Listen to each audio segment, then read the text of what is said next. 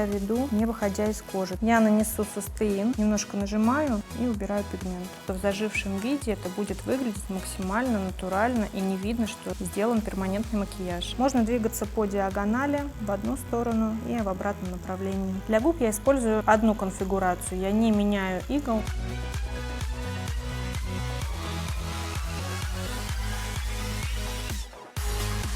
Здравствуйте, меня зовут Арина, и мы на канале Hanafi Colors Pigments. Сегодня мы делаем перманентный макияж губ в технике акварель. Для нашей модели я выбрала микс из цветов Hanafi номер 2 и номер 9. Арина Плотникова, топ-мастер перманентного макияжа, обладатель премии Interpermanent Awards в номинации «Лучшие губы 2022». По результатам чемпионата и конференции Global Permanent вошла в топ-4 лучших мастеров России. Участник и призер чемпионатов топ-левел Global Permanent, Wolup Russia, Interpermanent. Больше всего из всех зон Арина Плотникова любит делать перманентный макияж губ. В чем секрет ее работ, которые многократно побеждали на чемпионатах? Как пройти сложный, но безумно интересный путь в 8 шагов к идеальным губам? Узнайте в данном видео.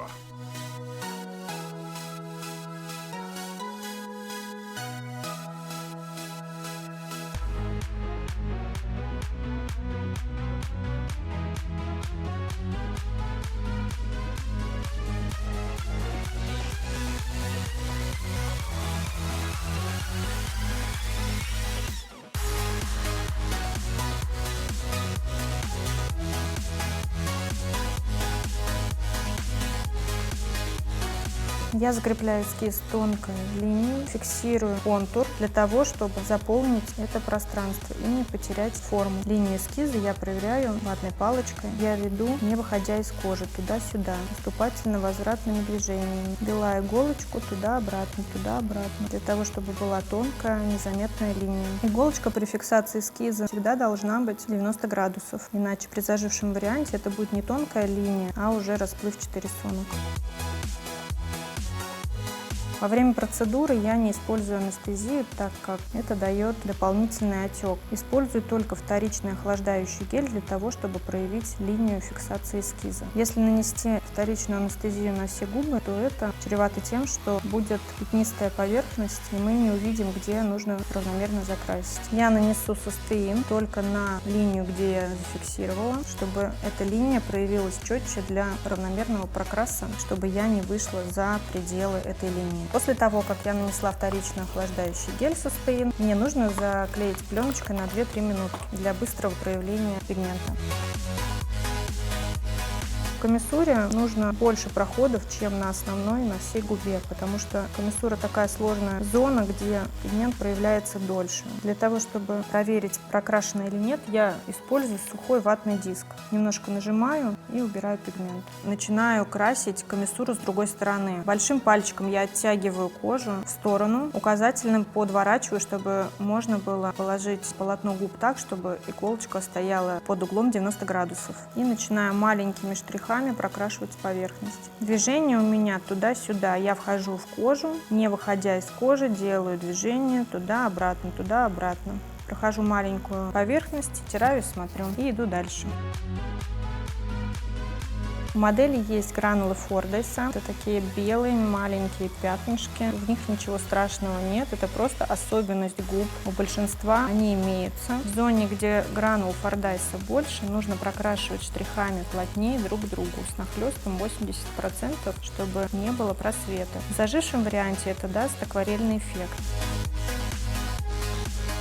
Пигмент у нас не темный, мы выбрали розу с бежевым, так как модель захотела натуральный эффект и не яркий цвет. Я выбрала акварельную технику, потому что помадный прокрас будет более плотным и ярким. В данном случае пигменты Hanafi у нас идеально подходят для акварельного прокраса. Они очень укрывистые, то есть практически в 2 прохода можно сделать как помадный прокрас, также сделать и акварельный, но более светлыми тонами. Вот здесь видно, как за один проход можно пигментами Hanafi уложить акварельный прокрас. Пигменты Hanafi мне нравятся тем, что как раз вот на проблемных участках, где гранулы Фордайса, где, например, есть шрамики, можно уложить пигмент так, что в зажившем виде это будет выглядеть максимально натурально и не видно, что сделан перманентный макияж.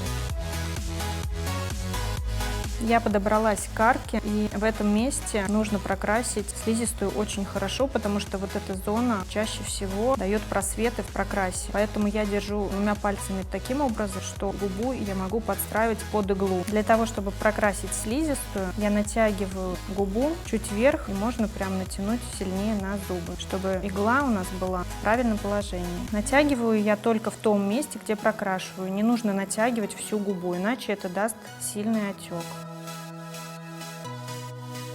Я работаю машинкой Mast P10. Люблю ее очень на губы, потому что она мягкая. На самом деле я перепробовала очень много машинок, таких как длинноход Cheyenne Pen, Defender и другие. И пока остановилась на Масте, потому что у нее мягкий ход. Также я работаю ей на бровях. В сочетании с пигментами Hanafi она идеальна. Картридж я использую Hanafi Color Pigments. Конфигурация иглы 30 диаметр, длинная заточка 1 RL-LT. Для губ я использую одну конфигурацию. Я не меняю игл, делаю контур, фиксацию эскиза и закрашиваю той же иглой. Я использую педаль ножную, потому что в любой момент я могу контролировать выключение машинки. Для меня это удобно и экономит время.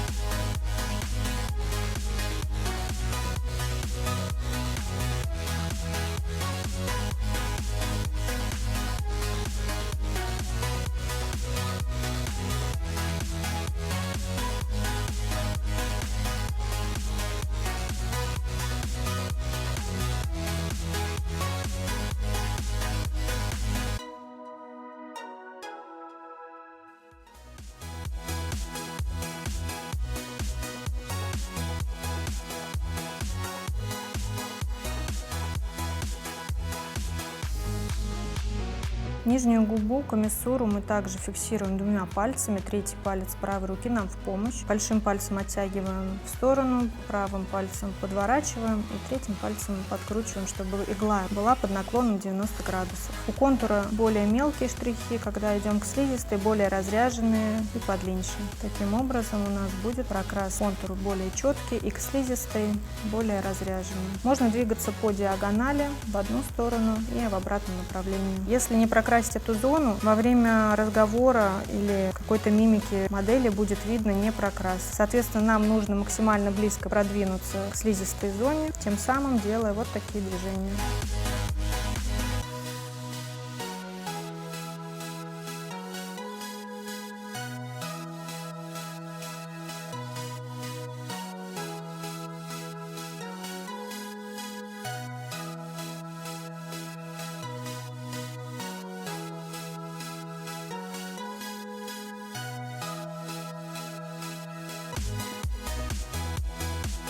Процедуру мы закончили. Подписывайтесь на канал, оставляйте свои вопросы, я обязательно на них отвечу. Пока-пока!